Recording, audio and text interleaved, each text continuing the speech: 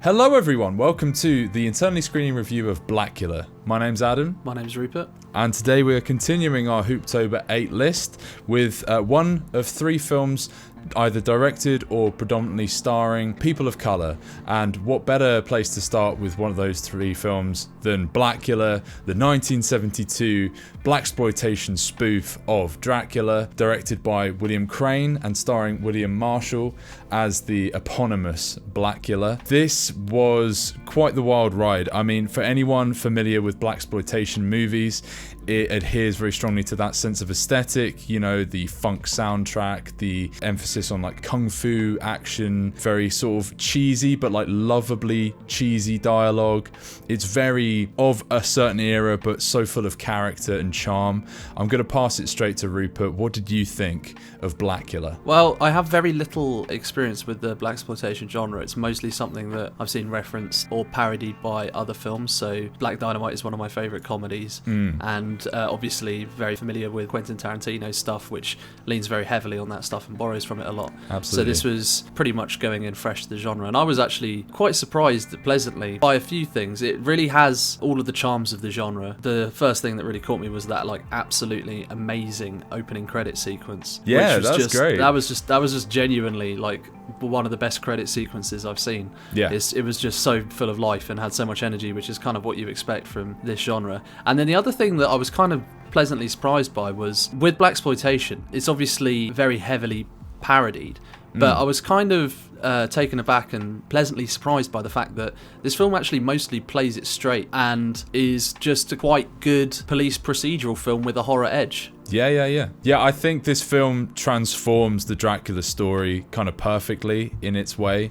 You know, transporting, you know, the vampire myth from a traditionally Victorian era Gothic setting into a modern or then modern American, I think they're in LA, Los Angeles setting, which begins hilariously with this opening scene we have with an African prince, Blacula before he is Blacula, meeting with Dracula to try and come to an agreement where he will help end the slave trade.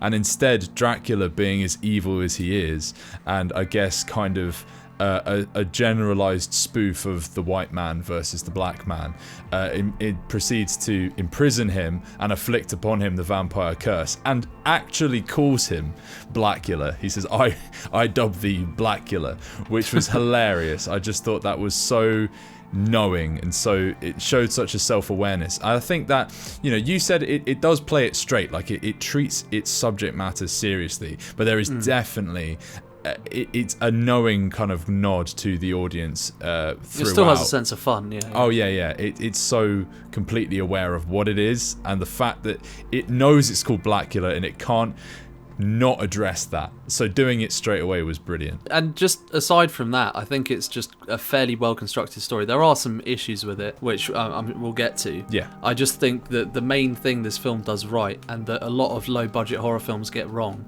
is just actually plotting out your film in a very, obviously this is like an incredibly economic film in terms of how it's budgeted, and you can see that in, even though it does occasionally linger for too long on certain beats or try and build up to really, really obvious reveals for maybe a little bit too long and kind of meander here and there. Yeah. For the most part, it's very economical in setting things up and then getting to it, and then, you know, having the fun stuff take the forefront. I guess really the core of the film is really just the performances, because you have his name was William Marshall as Blacula. He's just great. He's kind of almost like a fish out of water. Yeah. He's almost like an anti-hero. He's a bad guy, but you kind of like him. He sort of ends up being sort of, I guess, slightly more villainous towards the end of the film, but he has like a ton of charm.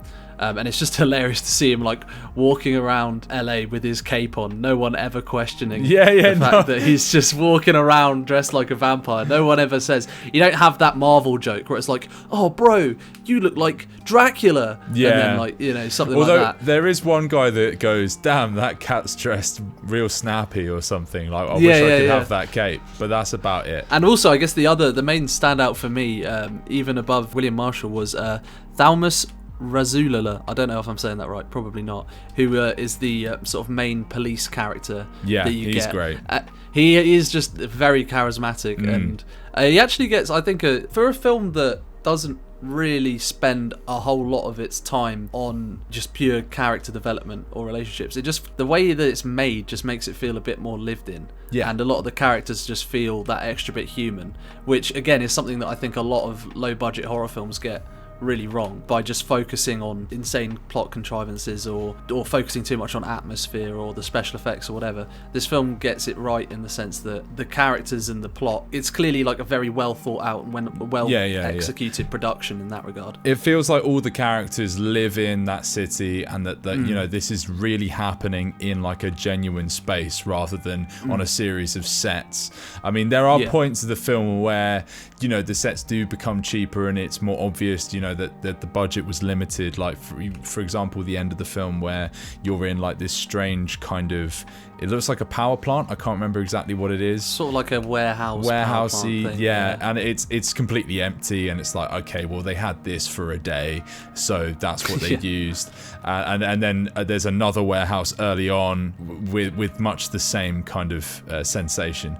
But regardless, those moments don't really detract from that sense of reality that the film projects. Yeah, and it has, and when it comes to having silly stuff, I personally would have liked maybe a little bit more silly stuff. Yes. Here and there. Yeah. Even though I kind of feel like I'm contradicting myself, because I do like that the film is actually played pretty straight, as I said before, because it does work in that way. But even though it's playing it straight, it's still not really like the most engaging plot. It's quite by numbers. Like you can tell pretty much exactly where it's going if you've seen a film before. I guess I could have done with maybe just a little bit more spoofy stuff, but when it does get to the spoofy stuff and the silly stuff, it's pretty great. I really liked every time there was just like a whole horde of vampires in this like ridiculous makeup coming out. That was excellent. I thought it was funny that was a fun sort of plot adaptation that kind of veered away from the traditional Dracula story, where you know, in those tales often people are very rarely turned into vampires. They are kind of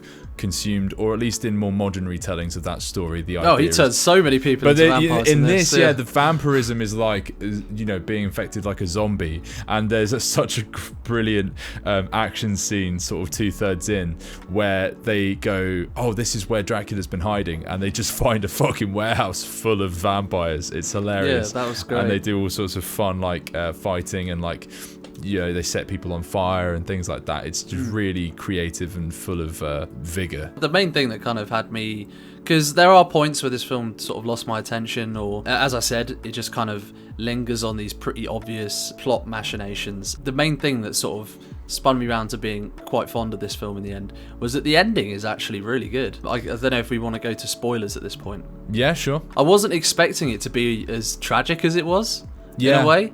It had like quite a sort of sad and brutal ending. Obviously, spoiler alert, in the end, Blacula would basically commit suicide. He walks out into the sunlight.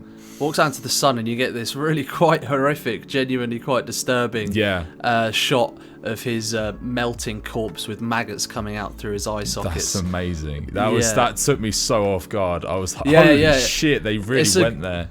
Yeah, it's a great final sting for the film, and it has like a decent amount of emotional weight to it. I guess obviously, you know, we do have the sequel, Blacula Scream, which maybe we can do next Hooptober. Yes, I'd definitely love to. Keen to see that. But yeah, the way it wrapped up made it feel like, even if the plot was meandering at points, that it was all kind of worth it in the end, because I'm quite sort of picky about endings, and if a film can't kind of at least go off with some kind of bang, whether it's, you know, an emotional hit or a really visceral hit, this kind of managed both, and it really sort of wrapped it up nicely for me. It did, yeah. I would return, I guess, to in terms of things that kind of brought this a bit down for me, I would pretty much completely agree with you on the general lack of comedy. It's funny, it's knowingly kind of amusing, but there were a few moments that made me laugh out loud. But those that did, I found there was one particular scene with Blacula.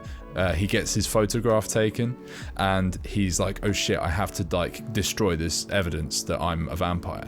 And he goes to the photographer's house, and she hears like noises and stuff, and she's like checking around, and then there's nothing. She hears another noise. She opens the curtains of her dark room, and he's just there like, ah! That did kind of actually jump me a little bit, though. The way he kind of like rolls in, clearly they like put him on some wheels. It was kind of creepy at the same time as being funny. Yeah. So I think I felt a longing for more of those moments, because when they did appear, they were so captivating and hilarious.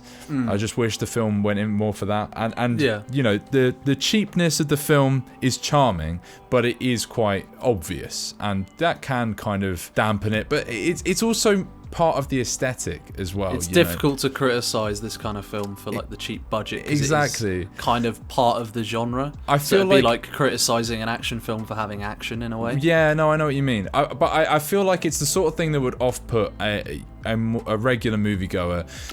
Going back and watching these films where we're kind of so separated from the context of these films outside of, say, Quentin Tarantino paying homage to this aesthetic. So, you know, for anyone that isn't familiar with blaxploitation, if you want to watch this film, and I do recommend you do, go in with that knowledge that this is kind of what it looks like and how it feels, and kind of try to embrace it as much as you can, I guess. Well, yeah, I mean, a lot of films from the 70s, but particularly sort of genre films like this, they are a kind of an acquired taste for a mainstream audience to appreciate. But I would say, obviously I'm not particularly knowledgeable on the blaxploitation genre, but I guess I'm quite knowledgeable on the horror genre, and this seems like if you're a fan of horror and you're interested in blaxploitation, this seems to be, you know, we both enjoyed it, so this would be a pretty solid recommendation from my perspective, in terms of if you want a good jumping off point, this would be a great film to begin with. I guess like the only thing I would say is in terms of nitpicks and things to praise,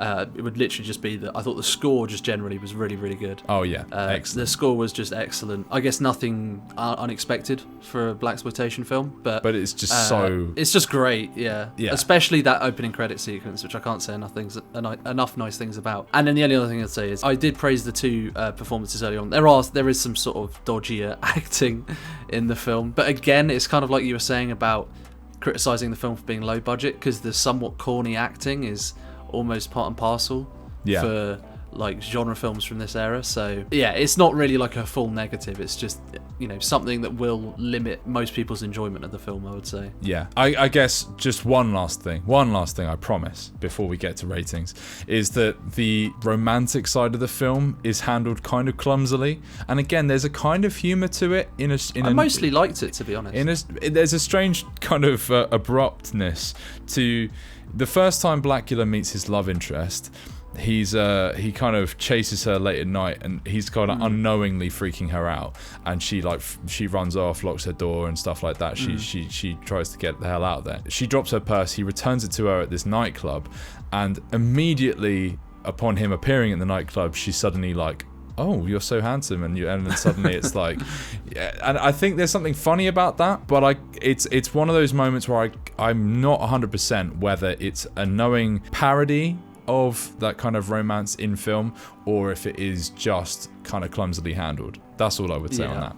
I don't know. I mean, I think it progresses fairly well. It is quite abrupt, but I think that's probably within the context of the plot. It kind of I guess the film is very quickly paced. It has to kind of get through it quite quickly. But it's kind of the point, right? Because he's come back, and the whole point is that he's only falling in love with this person for a very specific resemblance that she bears to his dead wife. So I guess her reaction to it and going for it in the way she does is a little bit difficult to buy into, but for the most part, I think it works within the tone that the story sets. Okay, well then, Rupert, what would you give Blacula 1972?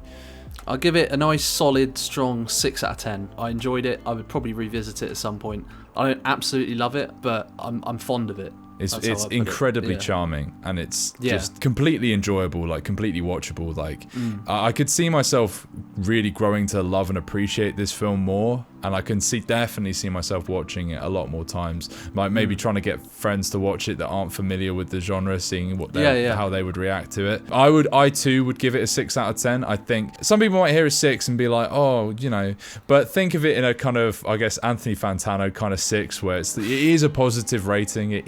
It's not like an IGN 6 where we mean it's a 1 out of 10. It's basically a 1 out of 10. Yeah, there's a great amount to enjoy about this film. It is of an era, and whilst it's very lovingly made and nostalgic to kind of go and watch. It also, its cheapness can be somewhat off-putting at points, depending on the viewer. And can I quickly tack on one other criticism? You may indeed. Said? Yeah, of course. The one of the biggest cheapness things that did actually bother me was the sound in the film is pretty horrible. Oh, it's very like hollow. It's like the ADR obviously is to be expected. Yeah. But yeah, it just I don't know if it's just the version we watched or whatever. This is what I was kind of tentatively whether I should even bring it up. But from the version that we watched, it felt very it's quite tinny. hard, to discern I'm stuff. pretty sure that might have even been a remaster, so I had to put subtitles on because the sound was just like really muddy at points. But I guess again it kind of fits the aesthetic, but that was one thing that was kind of annoying. All right, well, that was our review for Blacula. It was a pleasure watching, and I hope you guys enjoyed watching this review. If you are down for watching more Hooptober content, please subscribe and like this video, and check out the Hooptober list we have in the description. It will, give you everything we're going to watch, but not necessarily in that order. So if you're intrigued, stick around. And if you hated this video, if you thought we were too harsh on Blacula, or if you despise this kind of filmmaking and this aesthetic and you're completely at odds with what we have to say about it, slap a dislike, why the fuck not? And we will catch you again tomorrow. I've been Adam. I've been Rupert. And peace. Peace.